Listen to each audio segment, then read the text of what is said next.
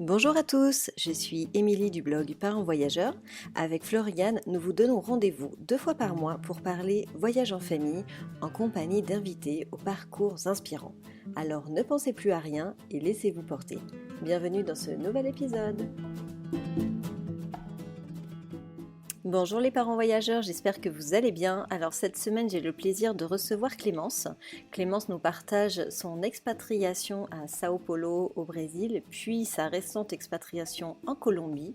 Nous avons parlé des sujets classiques de l'expatriation, les enfants, l'école, l'adaptation, le pourquoi du départ et surtout un petit volet sur le conjoint suiveur et comment elle s'est reconvertie professionnellement dans cette nouvelle expérience.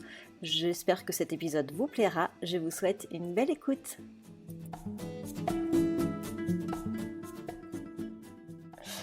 Bonjour Clémence, je suis ravie de t'accueillir sur le podcast aujourd'hui. On va parler d'expatriation et je suis heureuse que tu aies accepté mon invitation pour partager ton expérience. Ça va être très très riche. Avec grand Est-ce, plaisir. est-ce que tu peux peut-être commencer par te présenter et puis présenter en tout cas ton parcours ou ton parcours d'expatrié? Oui, bah alors, je m'appelle Clémence, je suis maman de 3 enfants. Marceau qui a 6 ans et demi, Arthur 4 ans et demi et Brune qui est née au Brésil et qui a 8 mois. Et on a fait notre première expatriation il y a 2 ans maintenant. On est parti vivre à Sao Paulo et on est resté 2 ans au Brésil. Et puis depuis là, le mois d'août, donc depuis un mois et demi, on vit à Bogota, donc la capitale de Colombie dans les montagnes. D'accord. Ah, et je savais pas que tu avais 3 enfants. Donc tu es partie avec deux et vous avez fait un enfant là-bas. Ça doit faire bizarre de découvrir un autre mode d'accouchement, enfin un autre mode de maternité dans un autre pays. Ouais, c'est vrai qu'au final, on a une brésilienne dans la famille qui a pas encore ses papiers français, donc elle est vraiment pour l'instant que brésilienne. Et on a eu plus de mal à avoir ses passeports français que brésiliens. Et pourtant, c'est celle qui a vécu le moins longtemps au Brésil parce que elle a quitté le Brésil, elle avait même pas 6 mois encore. Mais c'est vrai qu'elle a cette nationalité qu'elle va garder toute sa vie. Et pour moi, j'ai trouvé l'expérience de la grossesse déjà, puis de la naissance au Brésil vraiment exceptionnelle. C'est grande princesse, hôtel presque. J'ai des amis là-bas, elles ont carrément eu les manicures et massages. Voilà, c'est une autre expérience que la maternité de région parisienne. Ouais, j'imagine. Et alors, pour repartir depuis le départ, quel a été le déclic? Qu'est-ce qui a fait que vous êtes partie du jour au lendemain au Brésil? Alors, c'était pas tout à fait du jour au lendemain, parce que c'était un projet qu'on avait depuis un petit moment en tête, mon mari et moi. On n'était pas partis à l'étranger pendant longtemps, pendant nos études. Pourtant, on a fait d'ingénieur, école de commerce. Donc, a priori, des cursus où souvent on a l'opportunité de partir. C'est pas ce qu'on a fait. Et on s'est dit, ben, on aimerait voyager, puis on aimerait faire profiter ça à notre famille, la famille qu'on va construire. Et effectivement, je trouve que l'expatriation avec des enfants, ça apporte encore plus parce qu'on découvre soi-même, puis on fait découvrir quelque chose euh, d'extraordinaire à ses enfants et on voit cette découverte au travers des regards d'insouciance aussi. Donc voilà, on a beaucoup aimé et effectivement, on s'était dit bah, dès que l'un de nous deux a l'opportunité au travers de son travail de partir, eh bien l'autre le suit. Et puis assez naturellement, ça s'est fait au travers du travail de mon mari. Qui s'est mis en mobilité. On lui a proposé un premier poste en Allemagne, mais ça ne convenait pas tout à fait à son projet professionnel, donc il avait refusé. Puis en Belgique, il avait refusé. Et puis là, il y a eu l'opportunité du Brésil.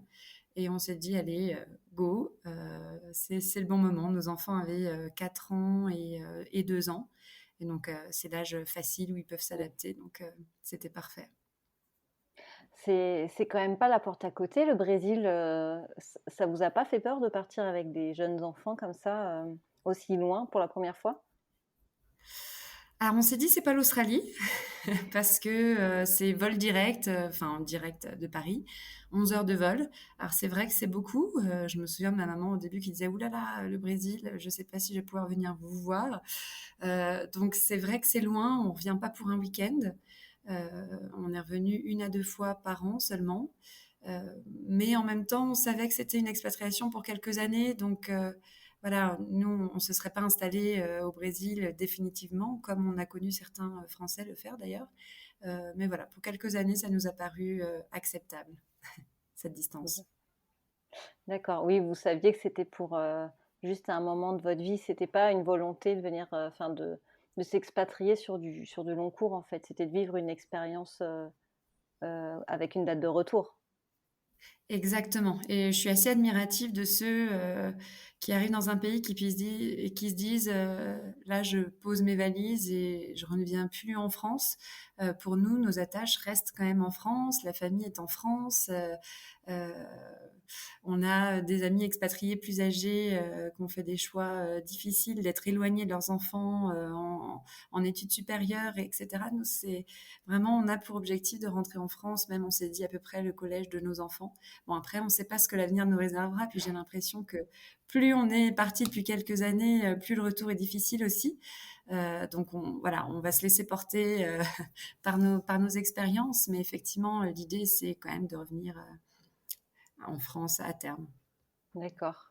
Et alors, c'est vrai que je rebondis juste sur le retour en France. C'est vrai que plus le temps passe, je ne sais pas si ça te fait cette impression-là, plus le temps passe, plus malgré tout tu t'éloignes de ce qui se passe en France parce que tu t'imprègnes quand même de mois en mois, d'année en année, de la culture là où tu vis et tu te sens complètement un peu décorrélé de ce qui se passe en France. Est-ce que tu as cette Mm. sensation aussi? J'ai déjà eu cette sensation. Déjà, le premier été, on est rentré en France, ça faisait 6 mois qu'on était parti au Brésil. Et en discutant avec certains amis, donc entre-temps, il y avait eu la crise Covid depuis 3 mois à ce moment-là. Et en discutant avec certains qui disaient, mais la France est gérée de manière catastrophique, etc., je sentais déjà ce décalage parce que nous, on était au Brésil, où clairement, on avait un président, Bolsonaro, qui disait que c'était une grippette et qu'aller au milieu de la foule, serrer les mains de tout le monde. Donc, j'ai senti ce décalage en disant, bah, tout est relatif. Moi, je trouvais à ce moment-là que la crise n'était pas trop mal gérée en France. Donc, ça, Mm. c'était au bout de 6 mois d'expatriation. Et puis ben, en fait, c'est la deuxième année, là, cette année, cet été, effectivement, ben, encore une fois par rapport au Covid, mais quand j'ai eu même des membres de ma famille me dire, ben non, nous, on ne souhaite pas se faire vacciner. Et j'ai eu comme un choc culturel, parce que nous, on a été baignés pendant 1 an et demi dans un pays où vraiment les gens attendaient tous la vaccination. Personne ne se posait la question, est-ce que je vais me faire vacciner ou pas. On a vu notre gardien d'immeuble qu'on adorait mourir en 5 jours. Enfin, voilà, on était dans une autre atmosphère, je pense, que celle que la pandémie en France. Et là, à ce moment-là, je me suis dit, mais oui, en fait, on vit des choses complètement différentes, dans des contextes complètement différents. Et forcément, ça nous fait évoluer de manière différente aussi. Et on se sent parfois décalé sur certains sujets.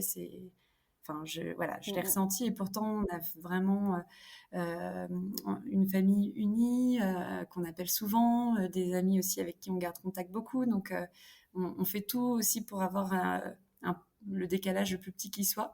Mais malgré ça, effectivement, je le ressens déjà. mm, mm. Ouais, c'est vrai que c'est vraiment une autre vision. On est complètement imprégné du pays. On voit les choses différentes. En plus, le Brésil, c'est quand même un pays qui est quand même plus pauvre que la France et plus Oui. simple peut-être. Et donc, c'est vrai que c'est pas du tout comparable finalement. C'est vrai que tu soulignes le point du niveau de richesse du pays, mais ça, je pense que c'est assez marquant euh, parce que effectivement, on côtoie des gens au quotidien qui n'ont rien et qui donnent beaucoup. Euh, En quittant le Brésil, moi, j'en ai eu les larmes aux yeux de voir notre nounou euh, nous faire des cadeaux quasiment du prix de son salaire mensuel. Pourquoi enfin, j'exagère quand même, mais voilà, de se démener pour nous faire plaisir, nous offrir un gros bouquet garni de chocolat, etc. Alors qu'elle a clairement rien. Les salaires là-bas locaux sont vraiment, vraiment très bas.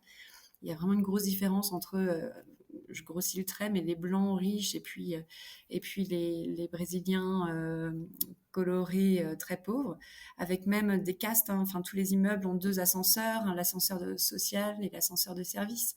Et quand l'ascenseur est en panne, ben, les employés prennent l'escalier, quoi, même si tu habites au 10e. Donc, tout ça, nous, on a été baignés là-dedans. Du coup, il y a des choses avec lesquelles on avait encore du mal au bout de 2 ans. Mais effectivement, de voir ces gens qui ont rien et qui sont quand même joyeux, heureux et qui sont très généreux, bah, ça donne des belles leçons de vie, Mm. effectivement. Et puis, on peut avoir ce décalage où on se dit, mais finalement, en France, les gens sont très couverts, ont beaucoup d'aide. Et malgré ça, ils sont pas satisfaits. Et effectivement, là, je suis dans des groupes Facebook de Français retour en France, enfin expatriés retour en France, les gens qui se préparent. Et beaucoup disent, bah, finalement, on retrouve la France qui râle. Alors, ça fait vraiment cliché et puis ça fait mettre dans des cases, ce que j'aime pas trop. Mais effectivement, ce côté-là, je le perçois d'autant plus quand on vit dans un pays très pauvre. Mm. Oui, je te rejoins aussi. C'est vrai que on se rend pas compte, mais parce que on est baigné dedans, en fait, finalement, et un acquis est un acquis, et quand on enlève, on le râle, mais en fait, il y a des gens qui n'ont pas ces acquis-là, et c'est vrai que tant qu'on n'est pas sorti de notre quotidien et quand on n'est pas confronté, en fait, on peut pas se rendre compte. Et nous, on était pareil finalement quand on était en France, je pense. Et donc c'est vrai que Complètement. l'expatriation, ça apporte ça, quoi. On a l'impression d'ouvrir les yeux sur un autre monde et une autre manière de fonctionner. Et ça remet, c'est vrai, un peu les pendules à l'heure sur certaines choses, quoi. C'est vrai, moi je me souviens en arrivant au Brésil, je comparais tout à la France. Ma référence, c'était la France. Mm. Ah oui, c'est plus ceci, c'est moins cela. Et puis finalement, après, je dis, mais en fait, la France, c'est mon référent, mais c'est pas l'unique référent. Finalement, sur certains points, ça me paraît beaucoup plus logique que la façon de faire au Brésil. Et puis finalement, toi, t'as l'ami qui a vécu en Chine, mais sur tel aspect, c'est bien plus logique aussi. Donc, on a décalé notre référent. Et puis du coup, maintenant, c'est juste l'observation de manières de vivre différentes. Et c'est ça que je trouve super enrichissant, en fait, c'est de décaler son référentiel et puis aussi de voir la France avec un regard extérieur. Et extérieur, c'est critique dans le sens positif comme négatif, en fait. C'est Mm. savoir apprécier vraiment les choses qui sont rares, qu'on a la chance d'avoir en France. Et puis aussi prendre exemple sur d'autres cultures et d'autres pays, sur ce qui peut se faire de mieux, en mon sens, quoi. Mm. Tout à fait. Et quand tu es arrivé au Brésil la première fois, enfin, dans les premières semaines, qu'est-ce qui t'a particulièrement choqué ou vraiment marqué? Est-ce que tu te souviens de ça? Eh bien, je pense que c'est vraiment les inégalités sociales et les restes de l'esclavage. Parce que le Brésil, c'est le dernier pays au monde à avoir aboli l'esclavage. Et on sent encore vraiment, c'est très marqué, quoi. Je donnais l'anecdote des ascenseurs, mais c'est vrai pour tout, quoi. Tous les appartements ont des mini-appartements, comme des studios de bonne à l'intérieur de tous les grands appartements. Donc, il y en a des appartements de 200-300 mètres carrés avec 20 mètres carrés avec une micro-chambre sans fenêtre. Et tous les appartements sont comme ça, hein. Une douche, etc. Tout extérieur, accessible par l'ascenseur de service. Et ça, c'est encore aujourd'hui, même les nouveaux bâtiments construits sont sous cette forme-là. Mm. Et pour les gens, c'est normal. Et enfin, pour les employés qui viennent, c'est normal, c'est comme ça. Et quand nous, on a fait dormir notre nounou 2 fois pour partir en week-end en amoureux à Rio. On a fait dormir notre nounou dans notre chambre d'amis, pas du tout dans la chambre de bonne sans fenêtre, qu'on trouvait juste indécente. Mm. Et elle était très très surprise en fait, presque gênée. Et en fait, je trouve que c'est tellement ancré dans leur histoire que encore aujourd'hui, pour eux, c'est normal. Et en fait, je ne sais pas, ça c'est une question que je me pose. Est-ce que en France, quand c'était le cas avec les bonnes, etc., on trouvait ça normal ou est-ce qu'il y a toujours eu un peu ce sens critique plus poussé en France? Voilà, Mm. je pense que c'est vraiment le plus gros, ouais, la chose qui m'a le plus marqué à laquelle j'ai pas réussi à m'habituer. Ouais, je pense que après c'est de l'humain, quoi, et on se dit que c'est une autre époque en fait, ce qu'ils ont vécu. Nous, ça nous paraît complètement incongru en fait d'avoir de pouvoir traiter les gens comme ça. En fait, c'est même pas imaginable, quoi. C'est pas Mm. imaginable, ouais. Et c'est vrai que du coup, les employés qui commencent à travailler pour des familles françaises, après, ne veulent plus travailler pour des familles brésiliennes riches. parce que c'est pas du tout le même rapport. En fait, nous, on les traite d'égal à égal et ils apprécient Mm. beaucoup. Ouais. Vous êtes dans un quartier plutôt français ou vous êtes assez Oui. immergé? Non, non, très français. Au Brésil ou en Colombie, Alors, tu me demandes? Brésil pour l'instant. On va finir sur le Ouais, Brésil et après on au va faire le Brésil, Japon. ouais. Non, non, on était quartier privilégié, avec beaucoup d'expats, beaucoup de Français. Euh, à Sao Paulo, tous les Français sont pas dans le même quartier, contrairement à Bogota ici. Mais voilà, on était en appartement, mais dans un quartier qui craignait pas. On pouvait sortir le téléphone dans la rue, dans notre quartier. On pouvait se balader. On pouvait, si on n'avait que 300 mètres à faire le soir, on pouvait le faire à pied sans problème. Enfin, en tout cas, on le faisait. Voilà, on n'était pas totalement. Voilà, il y a plusieurs Brésil, effectivement. Il y a plusieurs quartiers à Mm. Sao Paulo et effectivement, on était plutôt dans les quartiers privilégiés. Mm. Du coup, tes enfants sont scolarisés au lycée français? Alors ça a été un gros, un gros point. Euh, le sujet scolarité, euh, on leur a fait faire 3 écoles en fait en 2 ans au Brésil, parce que quand on est arrivé, on s'est dit 4 ans, 2 ans.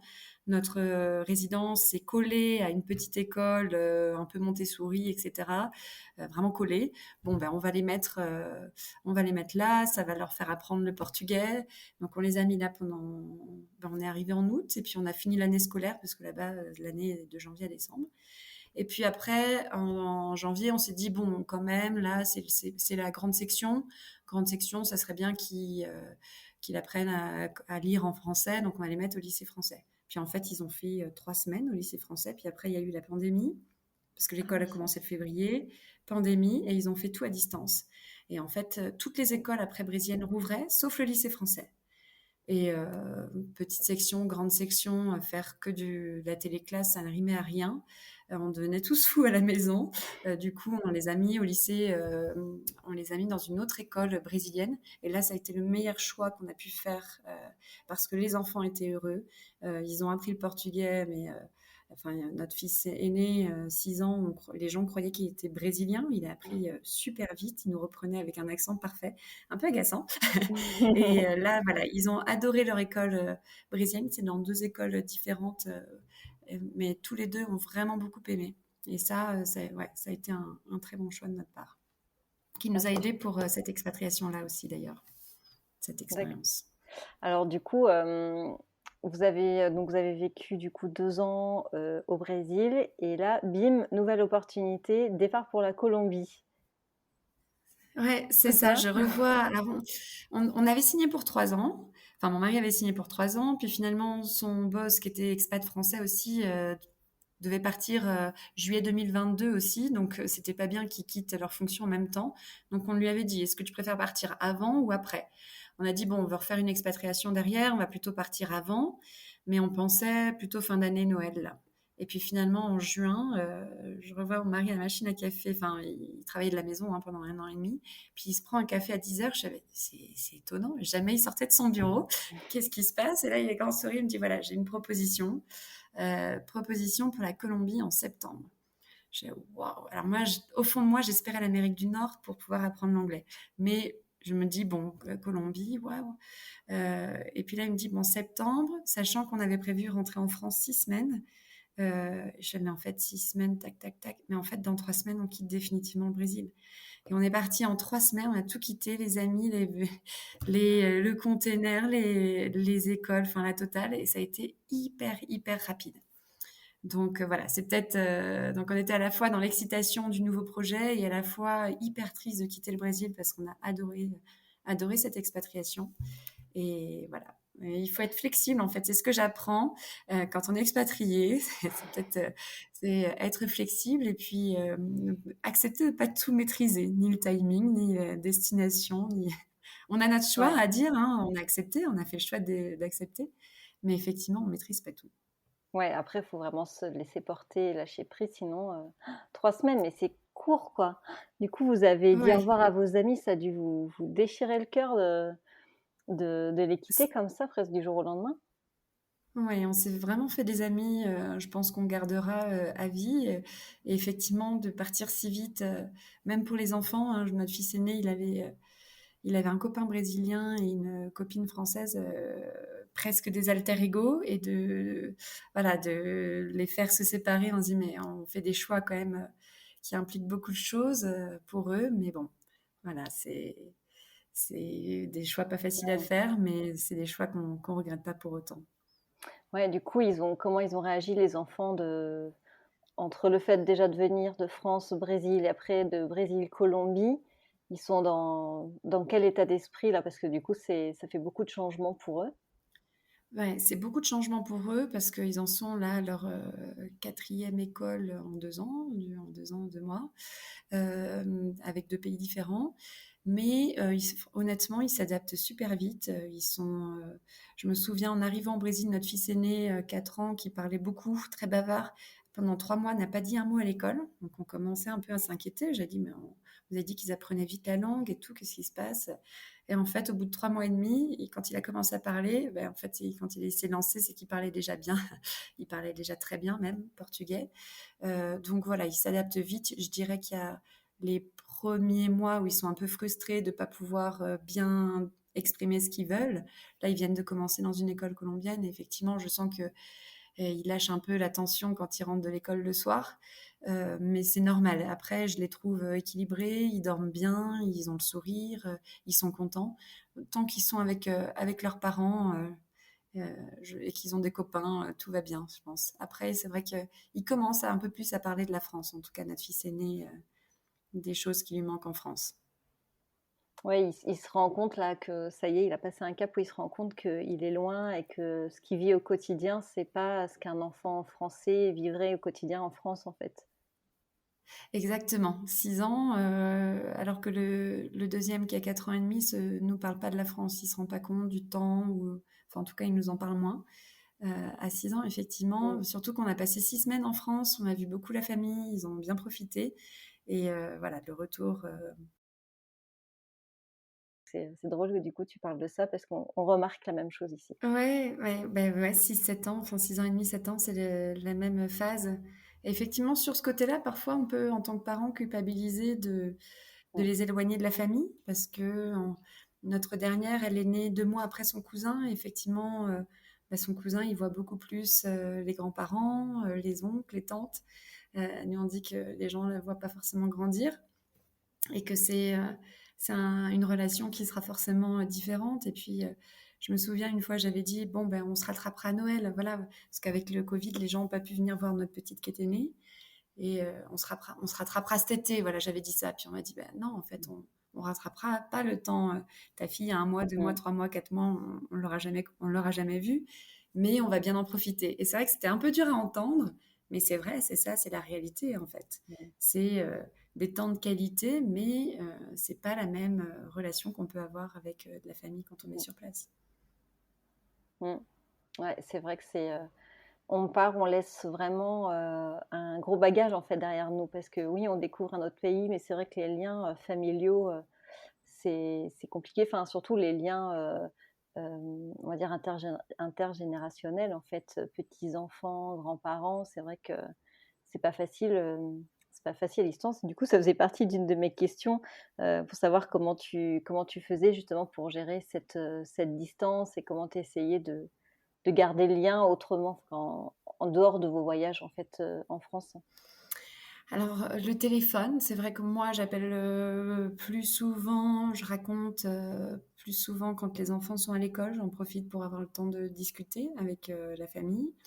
Et après, un peu le téléphone avec les enfants, même si ils sont pas fans de parler par téléphone. C'est pas forcément simple pour eux. Donc parfois, s'ils ont envie, on fait une vidéo, on envoie une petite chanson pour un anniversaire, on envoie des photos. Là, mes enfants sont partis pour la première fois avec leur costume cravate à l'école. Donc voilà, on envoie des petites photos, des petites choses pour qu'ils suivent un petit peu de loin, et puis on donne des nouvelles. Voilà. Et moi, aux enfants, je parle de la France, on parle souvent des membres de la famille, les parrains, marraines, les cousins, cousines, voilà, en fait, pour tout simplement pas que ce soit oublié, parce que je me souviens une fois au Brésil, j'ai mon fils qui dit: «Mais c'est qui un tel?» Et je dis: «Mais c'est pas possible». Enfin, je sais même plus si c'était un oncle ou une tante, enfin nos frères et sœurs, mais voilà, quelqu'un de très proche. Et là, je me dis: «Mais aïe, mais oui, en fait, il a quitté la France, il avait 2 ans, il a aucun souvenir de la France. Et là, on lui parle de la famille qu'il n'a pas vue depuis 1 an et demi. Ben ouais, en fait, c'est compréhensible. Donc, c'est à nous de faire l'effort. C'est un travail de tous les jours, hein. Ça, c'est le jeu offert par marraine. Ça, c'est. Tu te souviens cet été avec tonton Louis. Enfin, voilà, c'est. Ouais, des souvenirs comme ça pour ancrer aussi dans la mémoire et puis garder le lien. Est-ce que tu peux nous parler un petit peu du coup de la vie en Colombie? Alors, ça fait pas longtemps Ouais, que tu y es, mais déjà dans tes premières impressions, déjà où donc tu as fait le choix de mettre tes enfants dans une école locale. Euh, bah, pourquoi ce choix du coup? Pourquoi, enfin, comment ça se passe là, les premiers mois d'installation? ouais. Alors nous, en fait, la Colombie, donc on a su en juin qu'on allait venir ici. Et du coup, l'expérience au Brésil m'a dit, bon, pour que ça se passe bien, il faut avoir son logement assez vite, puis une nounou. Que moi, je me dégage un peu de temps pour l'installation. Et donc là, j'ai tout de suite contacté la communauté des Français de Bogota pour avoir des infos. Bon, pas de bol, il y en a beaucoup, beaucoup qui rentraient justement à cause des écoles, donc qui avaient mis terme à leur expatriation, même de manière anticipée. Mais grâce à la communauté, on a trouvé l'appartement, on a trouvé une nounou. Et puis après, il y avait la question de l'école, parce que je voyais bien que beaucoup, beaucoup de gens rentraient à cause de l'école. Et tout le monde me disait que c'était le point noir. Parce qu'en fait, comme au Brésil, ici, le lycée français, le lycée Pasteur, comme à Sao Paulo, n'a pas ouvert. Jamais ouvert pendant la pandémie. Donc là, ils Mm. viennent tout juste de rouvrir là, mais 1 an et demi d'école à distance, les familles, en fait, elles n'en pouvaient Ouais. plus. Avec Mm, les mm. papas qui en télétravail, enfin papa ou maman, mais bien souvent c'est papa quand même. Et, euh, et du coup, bon, on s'est dit, on ne peut pas faire de voyage de reconnaissance parce que les vols, en ce moment, il n'y a pas de direct Sao Paulo, Bogota, il faut passer par Panama et puis faire 15 heures de voyage pour faire la reconnaissance sur un week-end. On a fait le choix de ne pas le faire. Du coup, on a pris à distance la décision de les mettre à l'école française ici. Donc on arrive en août, le 11 août, avec une rentrée début septembre. Et puis 3 jours avant la rentrée, il y a une maman qui me dit: «Ah mais t'as pas compris, en fait, l'école française, même après la pandémie, ne rouvrira, enfin la maternelle ne rouvrira jamais sa cantine et les cours l'après-midi. Donc à 12h42, il faut aller chercher son enfant qui a super faim, qui est super crevé parce qu'il a fait 7 heures de cours d'affilée en maternelle. Et c'est apparemment crise sur crise et il faut faire la cantine et l'occuper l'après-midi. Puis l'après-midi, souvent, il pleut. Et là, j'étais, mais mon Dieu, moi, avec ce rythme-là, moi, mon projet professionnel, il tombe à l'eau. Donc, mon équilibre de femme, il tombe à l'eau. Je vais pas tenir. Et puis, pour mon enfant, il va s'ennuyer. Donc là, je me suis dit, vite, vite, vite, 3 jours de la rentrée, il faut trouver une autre école. On avait nos voisins de palier, des Français qui avaient leurs enfants à l'école américaine, mais là, il fallait se lever à 5h30. Puis c'était une école très très chère. Donc bref, j'ai commencé à investiguer. Puis finalement, on a découvert une école pas trop loin. Donc il y a une école que de garçons. C'est parce qu'on pensait opter pour nos enfants à la base. Mais finalement, voilà, c'est une école colombienne de haut niveau, espagnol, anglais, avec un cadre super chouette, beaucoup de verdure et approche Montessori où ils prennent vraiment soin des enfants et du CP équivalent CP jusqu'au enfin non, moyenne section jusqu'à la terminale. Assez traditionnel avec les levées de drapeaux, voilà, tous les lundis, costume en cravate tous les lundis, etc. Mais voilà, moi je me suis dit, bon, on est en Colombie, bah, ils feront leur expérience vraiment colombienne. C'est sympa aussi d'être qu'avec des Colombiens. Peut-être que ça va nous permettre aussi à nous de connaître des Colombiens, parce que c'est peut-être le regret qu'on avait eu au Brésil. On n'a pas réussi à se faire vraiment d'amis brésiliens. Et voilà, et je pense qu'on a fait le bon choix parce que ils arrivent à 3h30 de l'école, où j'ai quand même le temps de profiter d'eux. Et ils ont des journées bien remplies où ils apprennent 2 langues. Alors c'est sûr que c'est pas facile pour eux pour l'instant parce qu'ils parlent français et portugais. Et ils sont dans une école 100% espagnol-anglais. Donc bon, on les fait sortir pas mal de leur zone de confort, mais bon, ça a l'air de bien se passer. Ils reviennent enchantés, à part le bus où ils ont un peu mal au ventre.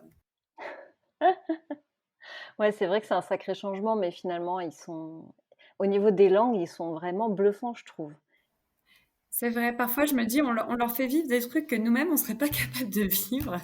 Mais à la rigueur, comme ça les fait se lancer dans le bain assez tôt et du coup, c'est des barrières qui se mettront un peu moins, plus grands aussi, je me Mmh. dis.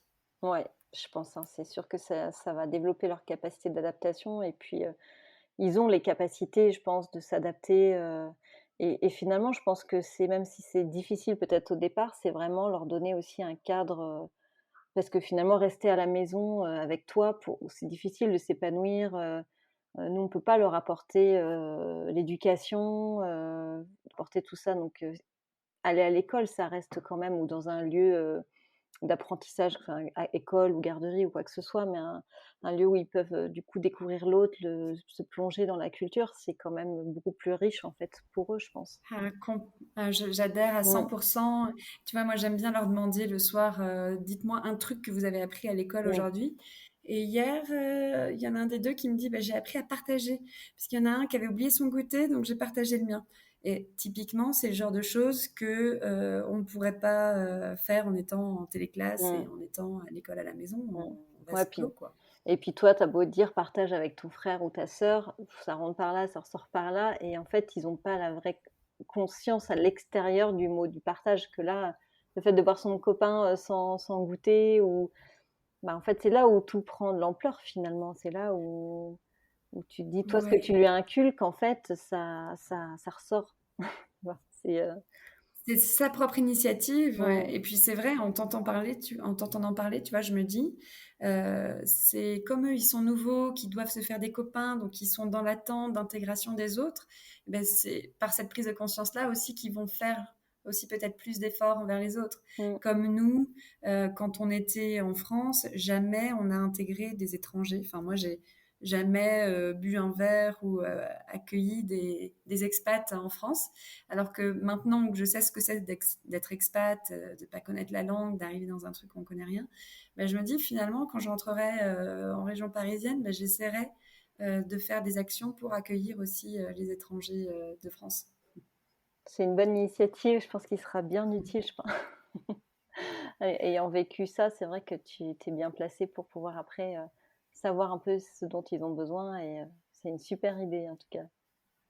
Ouais, je trouve ça chouette, tu vois, rien que Là, moi, je suis... Mon focus, c'est apprendre l'espagnol, parce que je trouve ça très désagréable de ne pas pouvoir communiquer. Et il y a une Colombienne, on s'est contacté sur Facebook et on se prend des cafés. Elle est avocate, elle n'a pas le temps. Et pourtant, elle est passionnée par la France et on se prend des cafés. On fait moitié, enfin, on n'en a fait qu'un pour l'instant, c'est le début, mais moitié espagnol, moitié français.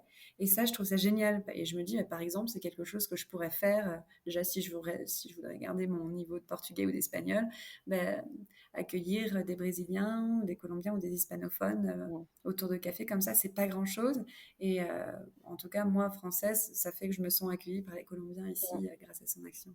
ouais, ouais, c'est très chouette et du coup, combien de temps tu as mis pour apprendre le portugais, au Brésil? Alors, quand je suis arrivée au Brésil, moi, j'avais pour optique, ça c'est un autre sujet, mais de travailler. J'avais mon entreprise française qui était basée à Sao Paulo, donc c'était parfait. J'avais les services RH qui étaient en relation. Voilà, j'avais qu'à attendre un poste et du coup, il fallait que je parle portugais. Donc, je me suis mise en cours assez intensif. Là, l'entreprise de mon mari nous offrait ça. Et je pense qu'en 4 mois, je me débrouillais bien. Enfin, un niveau peut-être Mmh, suffisant pour pouvoir décrocher un poste. Et par contre, après, pandémie, etc., j'ai tout arrêté les cours. Donc, je suis un peu restée sur mon niveau presque de mon 4e mois.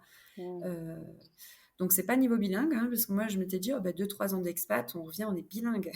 Non, on comprend, on sait communiquer, on peut faire un dîner avec des Brésiliens, mais par contre, le niveau bilingue, il faut vraiment pratiquer au quotidien. Puis quand on a la majorité de nos amis qui sont français, ça suffit pas. mmh. Ouais, c'est très, très compliqué, hein, parce que entre les cours où effectivement tu acquiers ton niveau B1, C1, ce que tu veux, mais en fait, vraiment, le dur, c'est de pratiquer au quotidien avec des locaux et c'est ça qui te fait vraiment, progresser, dans la langue et c'est pas facile de se faire des amis locaux, toi, tu en parlais, du coup, tu as pas eu le temps, toi, en 2 ans.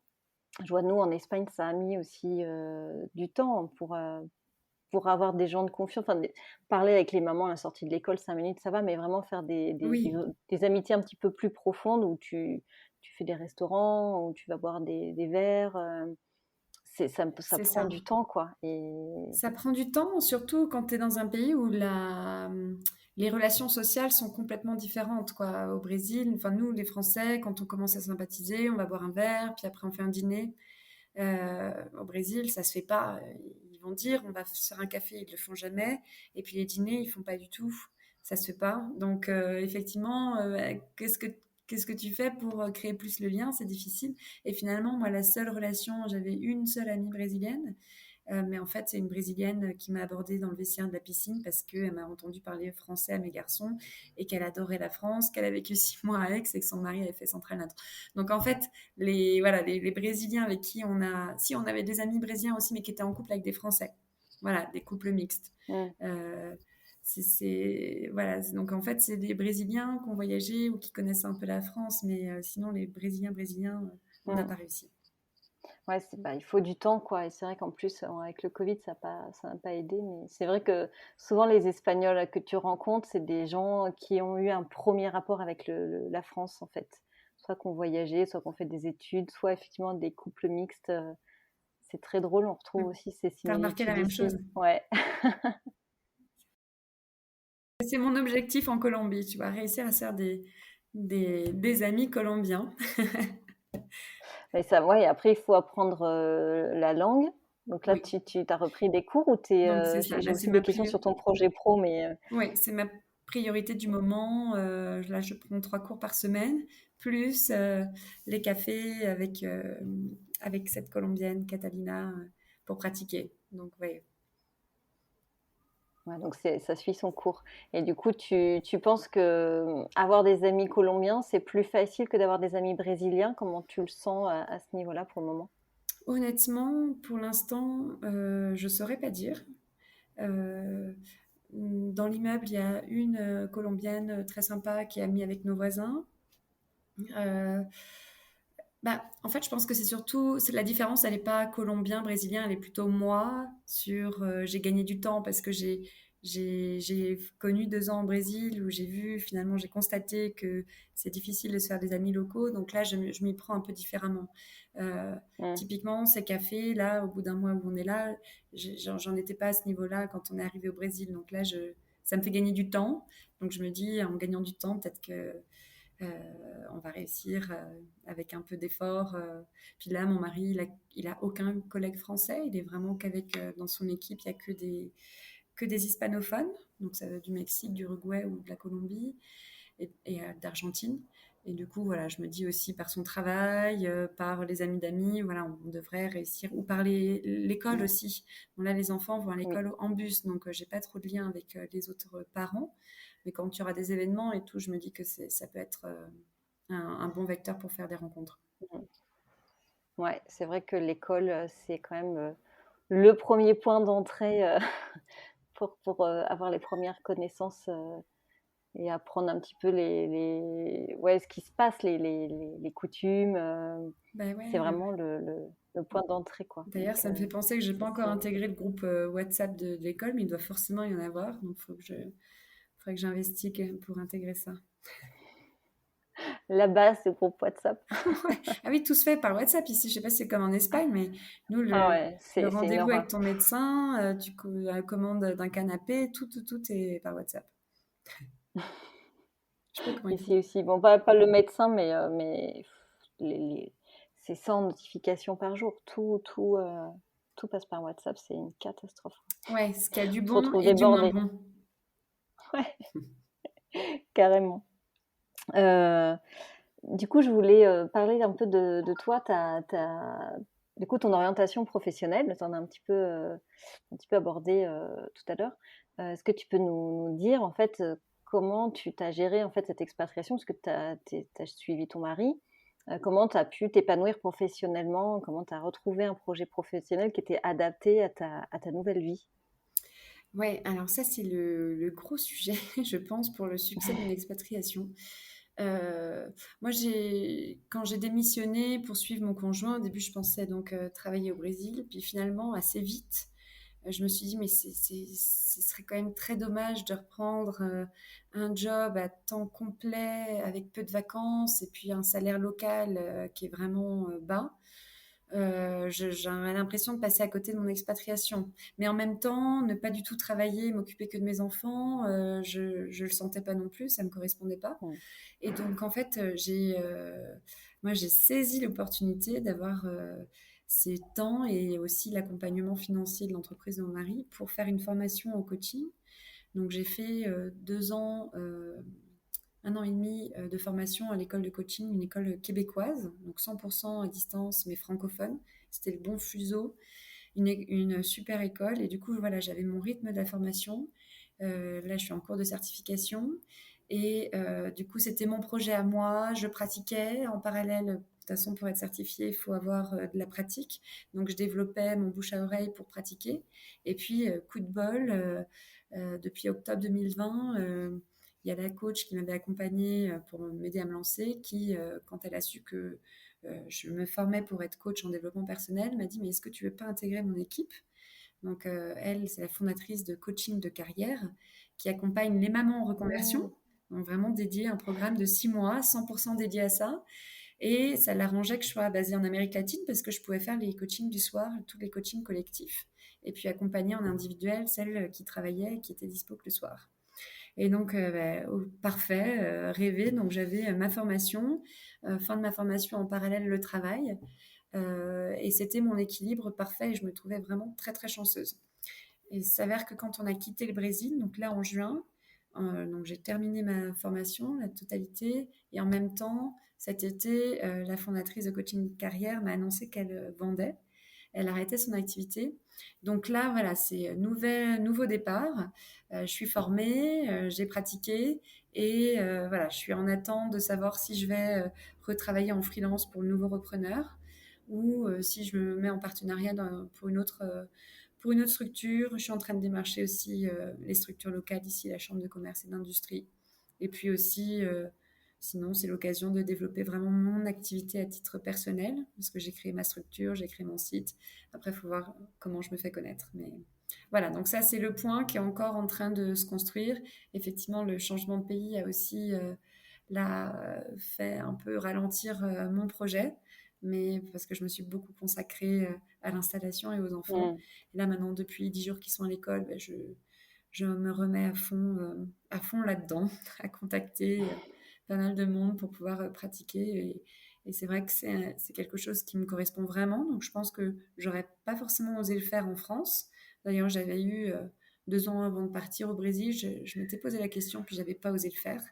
Parce qu'en France, on se met plus de barrières. Donc, ça, c'est peut-être la chance que j'ai eue avec l'expatriation. C'est que j'ai osé faire un truc qui me plaît vraiment et que j'aurais peut-être pas osé faire en France.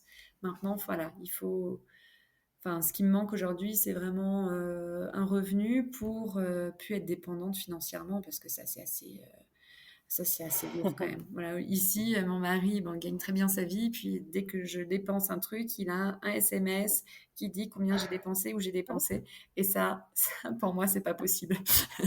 Donc, il a demandé à sa banque à retirer et pour des raisons de sécurité ici, c'est pas possible. Donc, voilà, faut vivre avec ça. Et bon, il est grand temps que mon activité se développe bien pour que je puisse être indépendante financièrement. C'est le seul Mm. truc qui me reste maintenant. Oui, et puis ça devrait aller. Là, tu as une bonne étoile, tu as l'air d'être assez confiante, à l'expérience, donc c'est juste une question de temps.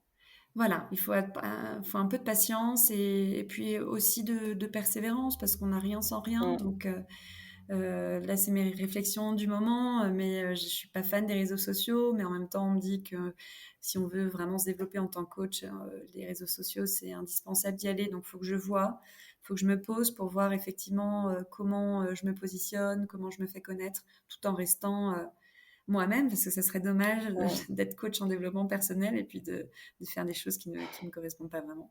Mm, mm. Ouais, tout à fait. Mais c'est vrai que je te rejoins sur le, le changement. Enfin, Se dire qu'en France, tu n'aurais jamais osé passer le cap, et en fait, l'expatriation, quelque part, ça te bouscule un petit peu, et ça te ressort un peu, enfin, ça te fait sortir de ta zone de confort, et du coup, tu oses des choses que tu n'aurais peut-être Mmh. pas osé faire ailleurs, et finalement, c'est une bonne chose. Alors après, effectivement, ça prend du temps. Et ça prend du temps de développer son activité. Déjà, ce qui est bien, c'est que tu as déjà trouvé le métier qui te plaît, parce que souvent aussi, c'est un peu compliqué. On arrive dans un pays et on se dit, ben, qu'est-ce que je fais? Je sais pas quoi faire. Donc là, tu as déjà parcouru quand même un bon bout de chemin, quoi. C'est vrai.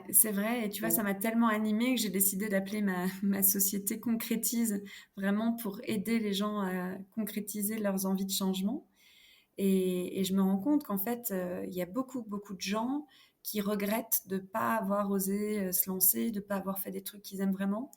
Et l'expatriation peut être un gros booster pour ça, Mm. pour lever les freins et puis d'avoir aussi plus de temps, cette prise de recul. Quand on est en poste en France avec les enfants, etc., c'est difficile de penser à soi. Mm.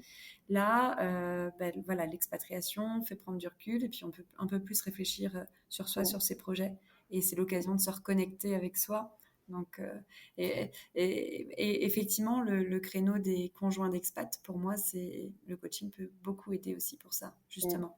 Prendre le temps de savoir ce dont on a vraiment envie, de connaître vraiment ses talents et puis de pouvoir exprimer tout ça. Mm. Mm. Et le concrétiser. Ouais, ouais, surtout concrétiser. Mais c'est vrai qu'il y a il y a un vrai challenge, hein, par rapport à ça, et cette situation de conjoint suiveur là, c'est un vrai challenge, mais oui, après ça fait du bien. Enfin, je sais pas comment toi tu l'as vécu. Est-ce que tu as toujours bien vécu cette expatriation, enfin le fait d'être loin, le fait de devoir gérer, se retrouver un petit peu mère au foyer au départ, à devoir gérer la logistique pour que tout le monde se mette bien, et puis penser seulement après à ton projet professionnel. Est-ce que tu l'as toujours bien vécu ça, ou tu as eu Mm. quand même des gros moments de down psychologique? Alors, des gros moments longs de down, non. Euh, Par contre, des moments où le statut de celle qui gère tout à la maison, où on déséquilibre, parce que nous, on s'est connus, mon mari et moi, on était partis pour avoir les mêmes types de jobs, de statut, etc. Je gagnais même plus que lui quand on a quitté la France et tout. Et là, on déséquilibre complètement. Il y a lui qui devient general manager et puis toi qui deviens la femme de. Et ça c'est sûr que je pense que j'ai encore un peu de travail là-dessus pour assumer totalement. Parce qu'on est entouré de. Enfin, quand même, les expats, c'est des gens qui ont bien réussi en France, c'est des potentiels qu'on envoie. Donc, on est quand même entouré que de gens qui cartonnent au niveau professionnel, ceux qui sont en contrat d'expat. Et donc, bah voilà, c'est des gens qui nous connaissent, qui nous ont toujours connus que la femme d'eux. Donc voilà, moi je sais que j'ai encore du travail sur ça pour accepter ce nouveau statut.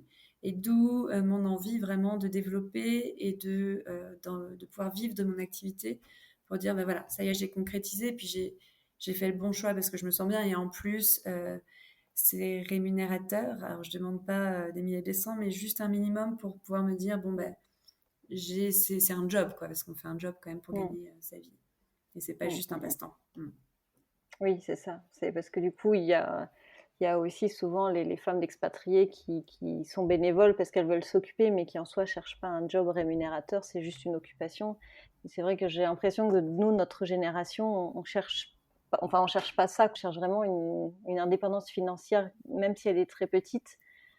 J'ai l'impression que c'est assez typique de cette nouvelle génération d'expats, en fait, qui est un peu différente des générations précédentes. Enfin, Ouais, c'est vrai ça. Je m'étais pas fait la réflexion, mais c'est ça. Même si on essaie de se rassurer, enfin, en disant oui, mais il pourrait pas faire ce que je fais si j'étais pas là pour m'occuper de l'installation, des enfants et de tout le reste.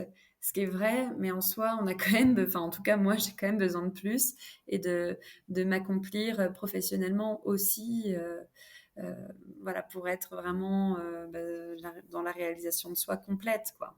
ouais, c'est ça, mais tu as vraiment très bien résumé. C'est qu'en fait, c'est vraiment un travail d'équipe, de se dire qu'à un moment donné, à un moment donné, tu es là présente pour la famille, où tu gères un peu l'organisation qui est en amont, et après, Après, passer du temps pour toi et ton projet, je pense que c'est vraiment, on vit tout ça en fait, j'ai l'impression, quand on est Ouais, et tu vois, tu parlais de moments plus durs, mais tu vois, nous, notre arrivée, le premier mois, là où j'étais toute seule avec les 3 enfants à la maison, l'appartement vide, avec des déconvenus dans l'appart, on a un très grand appart et tout, mais on avait des problèmes de serrure, d'insonorisation et tout, à gérer ça en espagnol sans connaître la langue, et du coup, pas avoir une seule seconde pour mon projet professionnel, vraiment mettre tout ça en stand-by.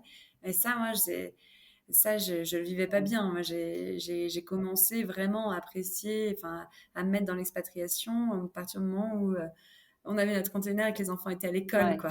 Et que j'ai pu me mettre à mon bureau et dire, bon, moi, maintenant, c'est quoi prochaine étape? Et c'est vrai que pour moi, ça, c'est indispensable. Il me manque ce temps-là, je suis juste maman, maîtresse de foyer, et là, je suis Mmh, pas du mmh, tout mmh, mmh. comblée, quoi. Ouais, il manque quelque chose, quoi.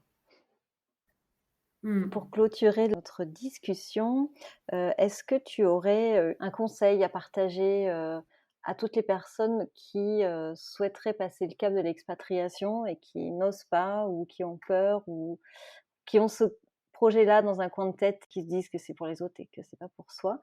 Qu'est-ce que tu pourrais leur dire par rapport à l'expérience que tu as vécue, ces 3 dernières années?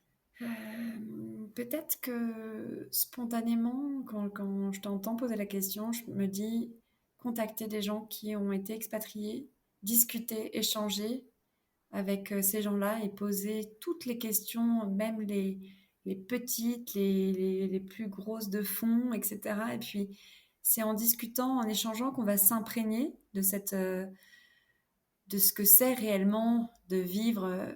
Alors, je ne sais pas si ça dépend si on a une idée en tête de destination, mais par exemple, quand moi j'ai su qu'on partait à Bogota, ben, ce que j'ai fait, c'est que j'ai contacté des gens qui vivaient ici et j'ai pu vraiment me projeter, visualiser parce qu'ils m'ont raconté leur quotidien, ils m'ont raconté ce qu'ils aimaient bien ici, ce qu'ils aimaient moins bien. Donc voilà, pas trop partir la fleur au fusil, se préparer quand même. Parce que certes, il y a le côté découverte, expérience enrichissante, aventure, etc. Mais il n'y a pas que des bons côtés aussi. Par exemple, ici, moi, j'ai découvert Mmh. l'insécurité. Et pourtant, on venait du Brésil. Et là, avec le Covid, ça s'est quand même beaucoup accentué. Et ben voilà, ça, j'étais peut-être pas assez préparée. Moi, de ne pas pouvoir conduire, prendre ma voiture, on me prive un peu de ma liberté. Donc voilà, c'est un exemple, mais c'est effectivement d'échanger avec les gens qui sont sur place, qui ont vécu, pour bien se projeter, visualiser, puis avoir une connaissance. Alors c'est sûr, tant qu'on ne l'a pas vécu, on ne peut pas savoir à 100%, mais je pense que si on a l'idée en tête, que ça nous titille depuis longtemps, c'est que ça serait dommage de ne pas le faire et de passer à côté parce que au pire, on n'a pas forcément aimé, mais ça reste une expérience. Et au mieux, on a adoré, on en ressort super grandi, quoi. Mais en aucun cas, ça peut être un échec, Mmh. je pense. Tout à fait, je suis tout à fait d'accord. C'est un très, très chouette, conseil. Merci beaucoup Clémence pour ton temps. C'était vraiment très, très intéressant de partager, cette expérience avec toi. Merci beaucoup d'être venue ici. Bah, merci Émilie de m'avoir contactée, avec grand plaisir. Je trouve ça super enrichissant de pouvoir aussi partager et puis écouter les expériences des autres. C'est comme ça qu'on nourrit son propre projet aussi. Exactement, exactement. J'ai découvert un milieu de l'expatriation, complètement dingue, que je connaissais pas avant et je trouve ça génial de pouvoir, parler avec, des femmes, de 4 coins du monde. Enfin, je trouve ça génial. C'est très riche en tout cas. Ouais, et c'est là que la nouvelle technologie aide beaucoup parce que c'est quand même dingue à l'autre bout du monde de pouvoir se parler en live Ouais, comme ça. complètement. Merci beaucoup Clémence, tu reviens quand tu veux pour nous parler de ta prochaine expatriation, ton retour en France ou que sais-je. Avec grand plaisir, à bientôt. À bientôt, ciao. J'espère que ce nouvel épisode vous a plu. Si c'est le cas, n'hésitez pas à le partager à votre entourage, à vos amis, à votre famille. Cela nous aide grandement à gagner en visibilité et à faire connaître le podcast. Et puis dans les notes de l'épisode, vous trouverez un lien Tipeee si vous souhaitez nous soutenir financièrement. Voilà, je vous remercie infiniment pour votre écoute et je vous souhaite une belle semaine et je vous dis à mercredi dans 15 jours. Ciao!